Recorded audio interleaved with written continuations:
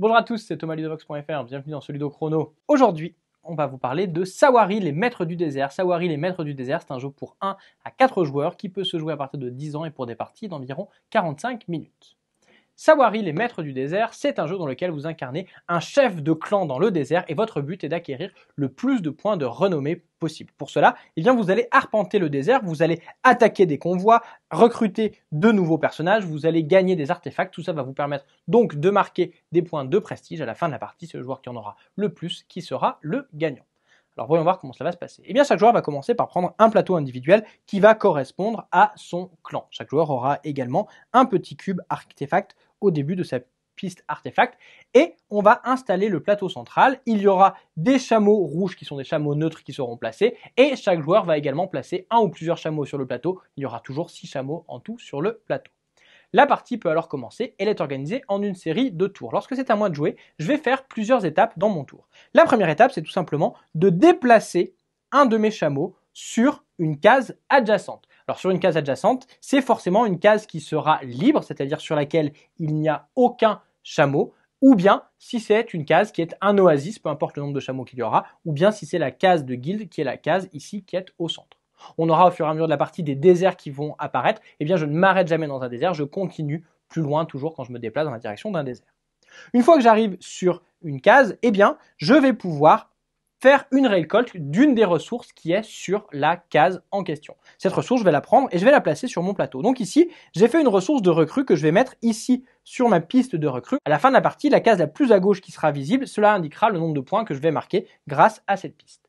De plus, lorsque je vais récupérer une recrue, je vais pouvoir prendre une carte qui est ici dans la rivière et je vais pouvoir l'ajouter à gauche ou à droite de mon plateau et ce faisant, je vais créer des emplacements ici carrés sur lesquels je pourrais mettre éventuellement des artefacts. On va voir ça un peu plus tard.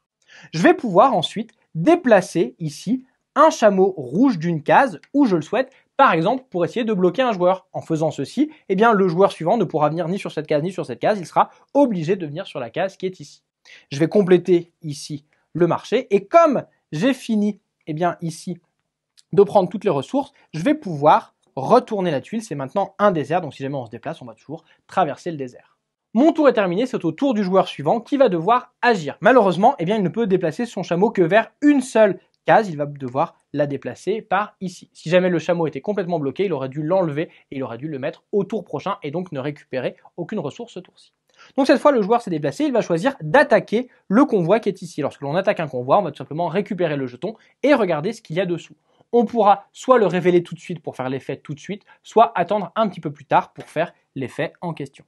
Le tour du joueur est presque terminé, il va déplacer un chameau rouge et c'est au tour du joueur suivant, le joueur jaune. Le joueur jaune va se déplacer et cette fois il va collecter un artefact qu'il va mettre dans son stock.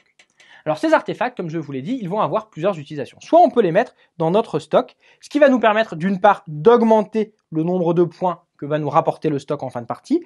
En plus, on va pouvoir débloquer des effets que l'on pourra utiliser plus tard, mais on pourra également les mettre sur les cases que l'on a créées ici pour obtenir les bonus correspondants. Donc par exemple, si je mets un jeton artefact ici, eh bien j'aurai un point de victoire et en plus, plus tard, je pourrais éventuellement faire une attaque. Alors justement, pendant notre tour, en plus de ces actions de déplacement de chameau qui sont obligatoires, je pourrais utiliser différentes actions à tout moment. Par exemple, retourner un jeton convoi ou bien défausser des recrues pour faire des effets supplémentaires. Alors ces effets, il y en a tout un tas. Par exemple, je peux défausser une recrue pour pouvoir remplacer toutes les cartes qui sont ici ou bien regarder un jeton convoi avant de le prendre. En effet, sur certains jetons convoi, il y aura des chiffres en rouge, ça veut dire que ce sera des points négatifs à la fin de la partie. Je pourrais également défausser deux recrues pour pouvoir faire un effet tempête de sable, déplacer un chameau où je le souhaite, ou bien prendre un artefact.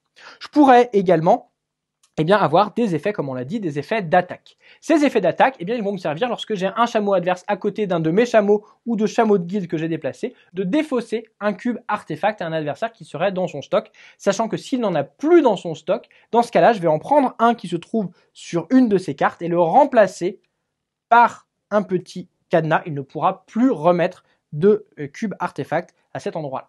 Alors il est à noter que quand on met des cubes dans notre stock, on peut à tout moment les déplacer pour les mettre sur les cases que l'on a créées. Enfin, le dernier effet qu'on pourra éventuellement déclencher avec soit des cartes ou avec des éléments qui sont ici, ça va être l'effet de pillage qui va me permettre de prendre une ressource qui sera adjacente à un de mes chameaux.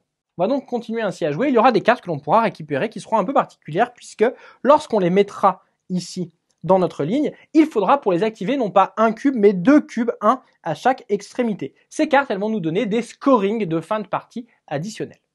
La partie se termine d'ailleurs lorsqu'il n'y a plus que 6 tuiles avec des ressources face visibles. Lorsque cela arrive, la partie s'arrête et les joueurs vont tout simplement compter leurs points.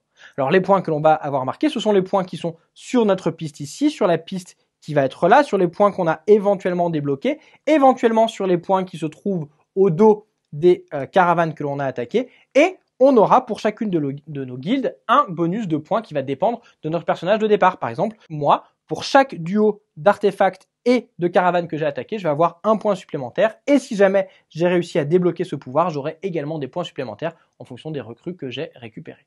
On fait le total de tous ces points, et c'est le joueur qui a le plus de points qui est alors le gagnant. Il est à noter que le jeu vous propose une variante en solo et également une variante si jamais vous êtes à 3 joueurs. Saguari, c'est donc un jeu dans lequel il va falloir bien choisir où l'on déplace son chameau pour récupérer les bonnes ressources et les bonnes recrues au bon moment pour pouvoir faire combiner tout ça et avoir un maximum de points à la fin de la partie. Voilà, vous savez presque tout sur Saguari. Maintenant, à vous de jouer et à bientôt sur Lox.fr.